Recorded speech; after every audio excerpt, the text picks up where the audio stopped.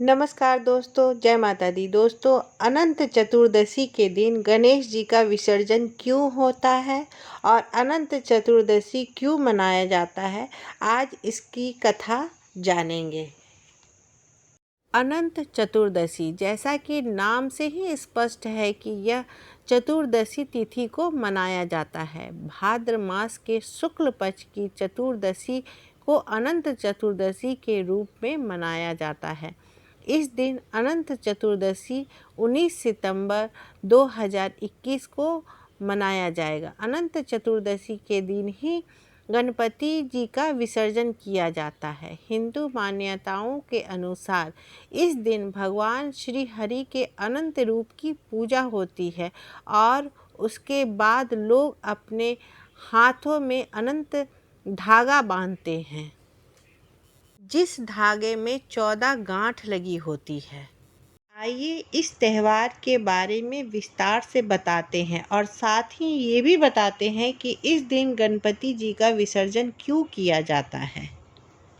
पौराणिक कथा के अनुसार इस दिन भगवान विष्णु के अनंत रूप की पूजा होती है और व्रत किया जाता है। उसके बाद हाथों में अनंत सूत्र या अनंता बांधा जाता है। महिलाएं अपने बाएं हाथ की बाजू में बांधती हैं और पुरुष अपने दाहिने हाथ के बाजू में बांधते हैं। यह सूत्र दीर्घ आयु के लिए होता है और अनंत जीवन का प्रतीक माना जाता है। सबसे पहले हम अनंत चतुर्दशी का महत्व जानेंगे। सनातन धर्म को मानने वाले अनंत चतुर्दशी के त्यौहार को पूरी श्रद्धा और आस्था के साथ मनाते हैं।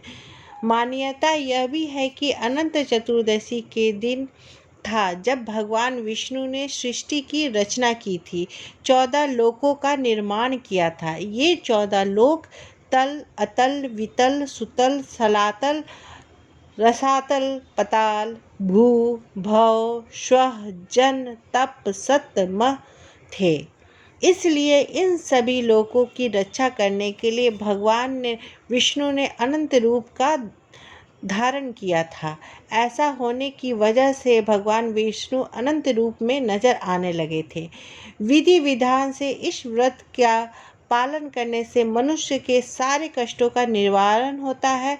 इस दिन व्रत करने वाले व्यक्ति को विष्णु सहस्त्र नाम मंत्र का जाप करना चाहिए। ऐसा करने से हर व्यक्ति को हर एक मनोकामना पूरी होती है। पौराणिक मान्यताओं में इस व्रत की सबसे पहले शुरुआत महाभारत काल में हुई थी। इससे जुड़ी हुई एक कथा है।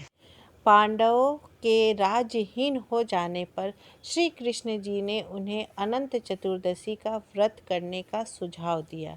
इससे पांडवों को हर हाल में राज वापस मिलेगा, इतना भी भरोसा दिया। युधिष्ठिर ने जब पूछा कि यह अनंत कौन है, तब श्री कृष्ण ने कहा कि श्री हरि के स्वरूप हैं। इस व्रत को विधि विधान से करने से जीवन में आ रही सारी समस्याएं समाप्त हो जाएंगी। आइए अब हम जानते हैं कि अनंत चतुर्दशी के दिन गणेश जी का विसर्जन क्यों किया जाता है। इसके पीछे भी एक पौराणिक कथा जुड़ी हुई है। जिस दिन वेद व्यास जी ने महाभारत कथा सुनानी शुरू की थी, उस दिन भाद्र शुक्ल चतुर्थी तिथि थी। कथा सुनाते समय वेद व्यास जी ने अपनी आंखें बंद कर ली और गणेश जी को लगातार 10 दिन तक कथा सुनाते रहे और गणेश भगवान जी लगातार 10 दिनों तक महाभारत कथा लिखते रहें। 10वें दिन जब वेद व्यास जी ने अपनी आंखें खोली तो देखा कि एक जगह बैठकर लगातार लिखते लिखते गणेश जी के शरीर का तापमान काफ़ी बढ़ गया था। ऐसे में वेद व्यास जी ने गणपति को ठंडक प्रदान करने के लिए ठंडे जल में डुबकी लगाने को कहा। जहाँ पर वेद व्यास जी के कहने पर गणपति जी महाभारत लिख रहे थे, वहाँ पास में ही अलकनंदा और सरस्वती नदी का संगम था। जिस दिन सरस्वती और अलकनंदा के संगम में वेद व्यास जी के कहने पे गणपति जी ने डुबकी लगाई, उस दिन अनंत चतुर्दशी का दिन था। यही वजह है कि चतुर्थी पर स्थापित होने के बाद गणेश जी का विसर्जन अनंत चतुर्दशी के दिन किया जाता है।